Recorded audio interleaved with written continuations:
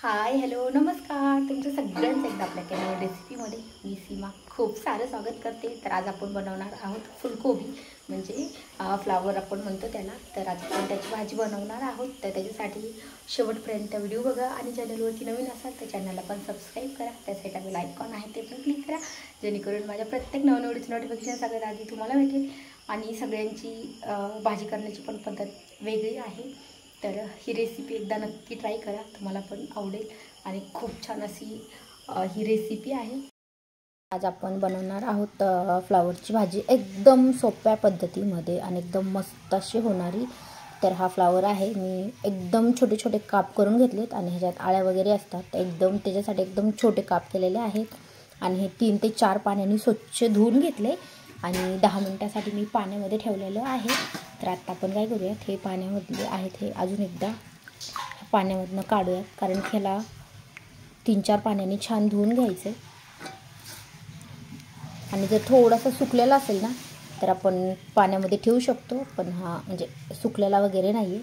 तर मी तरी पण 10 मिनटं ठेवलं पाण्यामध्ये. तर आता आपण हे पूर्ण पाण्यातलं आहे ना हे काढून घेऊयात आणि ह्याला फोडणीला काय काय लागणार आहे ते पण बघूयात, कारण की ह्या भाजीला जास्त वेळ पण नाही लागत आहे आणि एकदम आपण सुकी भाजी बनवणार आहोत. तर मी हा सगळा फ्लावर आहे हा धुवून घेते अगोदर. पाण्यातनं आपण सगळं काढून घेऊया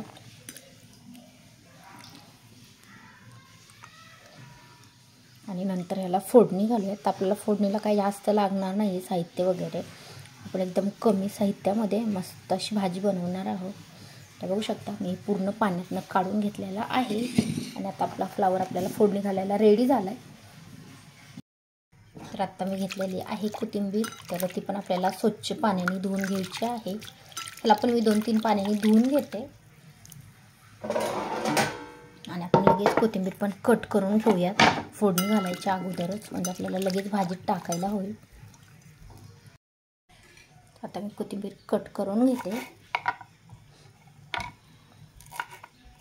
अगदी बारीक कट करायची आहे. आणि आता आपण घालूयात भाजीला फोडणी. तर त्याच्यासाठी मी लसूण वगैरे नाही घेतला, एकदम बारीक मस्त झाली. तर आपण फोडणीसाठी कढई ठेवली आहे आणि त्याच्यात मी साधारण 1 पळी तेल घातले. तर आपल्याला फ्लावर करायचं म्हटलं थोडंसं तेल जास्त वापरायचं आहे, तर अजून मी अर्धी पळी तेल घालते. आणि आपल्याला फोडणीसाठी घालायचं आहे. तेल गरम झालं की मोहरी,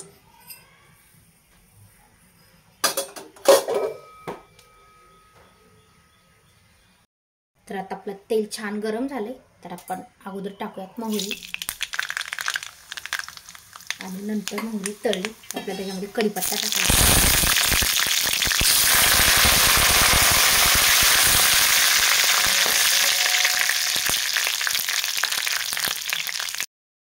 त्यात आपला कढीपत्ता पण छान तळलाय, मोहरी पण छान तळली. त्यात आपण ह्याच्यामध्ये टाकूयात हळद आणि लगेच आपल्याला टाकायचं आहे फ्लावर.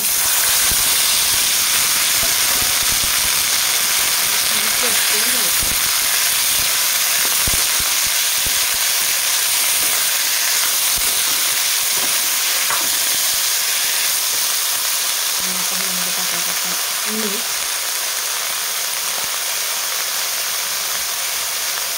आणि आता ते छान परतून घ्यायचं आणि आपल्याला ह्याला आता काहीच नाही टाकायचं. आपल्याला ह्याला 2 ते 3 मिनिटासाठी झाकण घालून ठेवायचं आहे.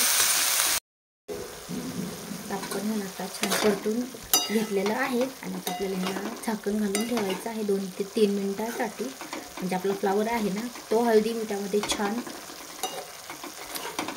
शिजतो. आणि नंतर मग आपण ह्यामध्ये तिखट कोथिंबीर वगैरे घालूया. तर आता मी ह्याला 2-3 मिनिटांसाठी अगोदर झाकण घालून ठेवते.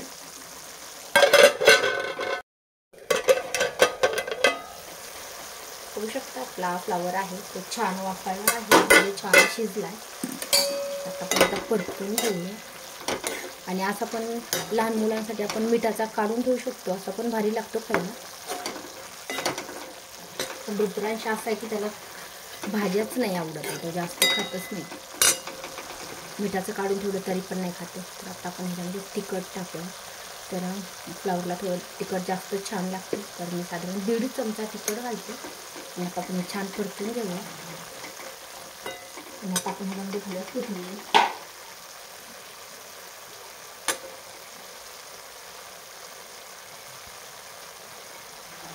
आणि अजून आपल्याला ह्याला मी आता बघू शकतो ह्याला पाणी वगैरे मी काहीच घातलं नाही. त्याच्यासाठी आपल्याला काय करायचं आहे, जेव्हा पण आपण स्वच्छ धुवून ठेवतो ना, त्याच्यासाठी आपल्याला 5 ते 10 मिनटं पाण्यात ठेवला की फ्लावर आहे तो खूप पाणी पितो. त्याच्यामुळे आपल्याला ह्याच्यावर पाणी टाकायची गरज नाही.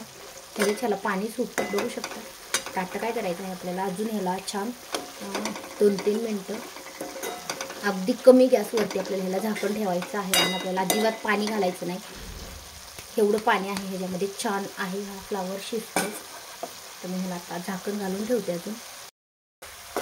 आणि परत आपल्याला झाकण ठेवलं ना तर एक दीड मिनिटांनी आपल्याला झाकण घालून काढून ठेवायचं आहे आणि परतून घ्यायचं, जेणेकरून आपला फ्लावर आहे तो बुडाला चिटकणार नाही. कारण की आपण ह्याच्यात पाणी नाही टाकलं ना, त्याच्यामुळे आपल्याला सारखं चेक करायचं आहे की शिजला की नाही. आता आपण हे 2 मिनिटासाठी झाकण ठेवू. तर बघू शकता आता आपण हे झाकण काढूयात. मी अजून 2 वेळेस ह्याचं झाकण काढून परतून घेतलेलं आहे. आता आपला फ्लावर मस्त शिजला आहे.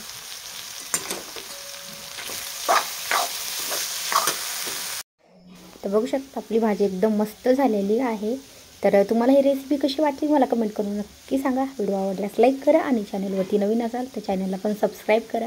त्या साईडला बेल आयकॉन आहे ते पण क्लिक करा, जेणेकरून माझ्या अशा नवीन रेसिपीचे व्हिडिओज सगळ्यात आधी तुम्हाला भेटतील.